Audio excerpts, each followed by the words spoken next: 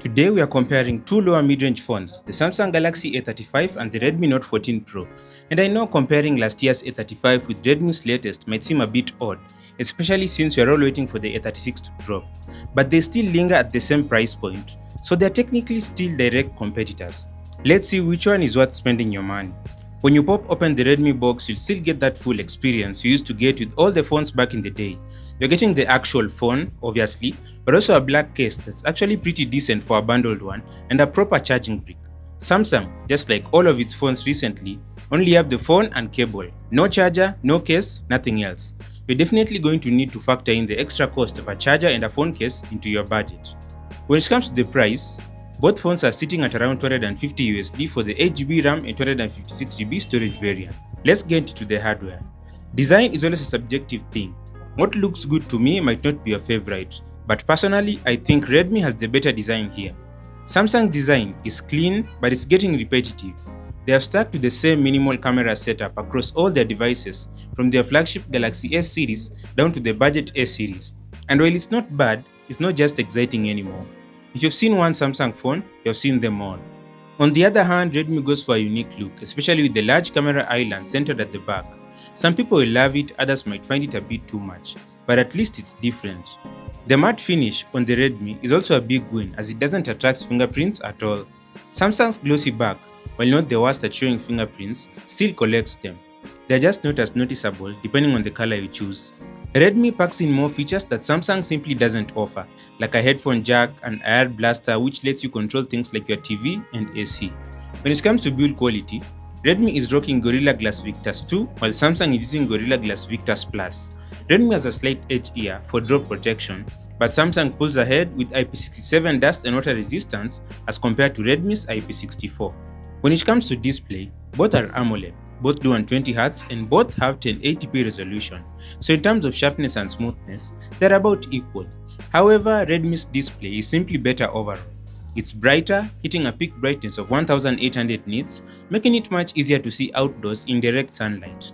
The colors on Redmi's display are also more vibrant. They pop more, making content consumption a more immersive experience. Plus, Redmi goes for a curved display, which gives it a premium look and feel, while Samsung sticks with a flat display. Some people prefer flat screens for usability and durability, but if we're talking pure aesthetics, the curved panel on the Redmi just looks better. Now let's talk about performance.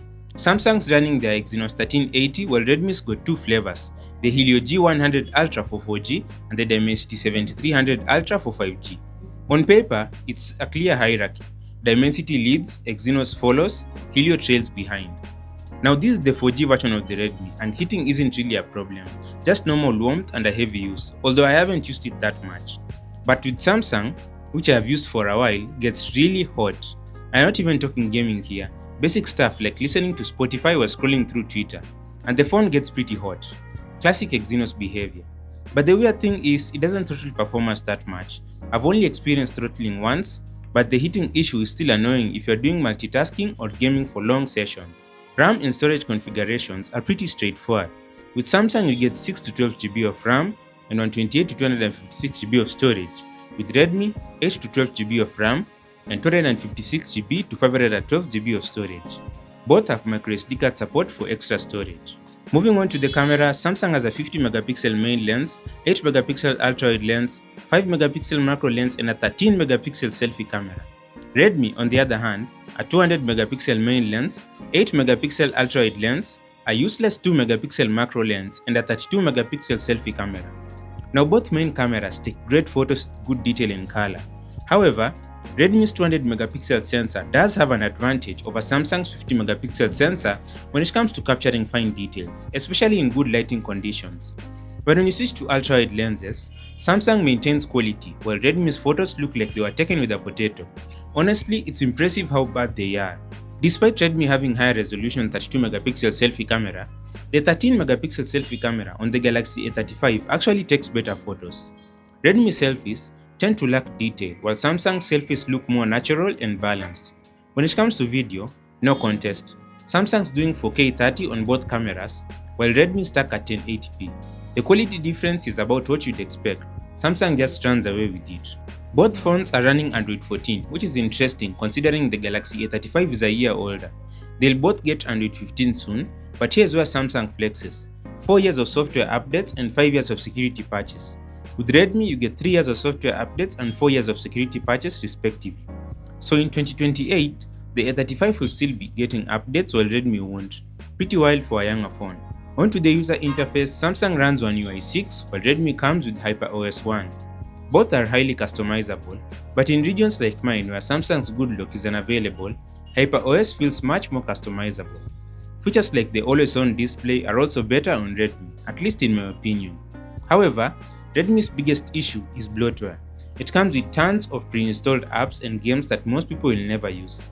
Samsung also has bloatware, but at least it's mostly Microsoft apps, which some people might actually use. Personally, I'd rather have those extra Microsoft apps than random games that I'll never play, but that's just my perspective. With battery life, Redmi is packing 5500 mAh cell versus Samsung's 5000 mAh, and you should expect much longer life with Redmi.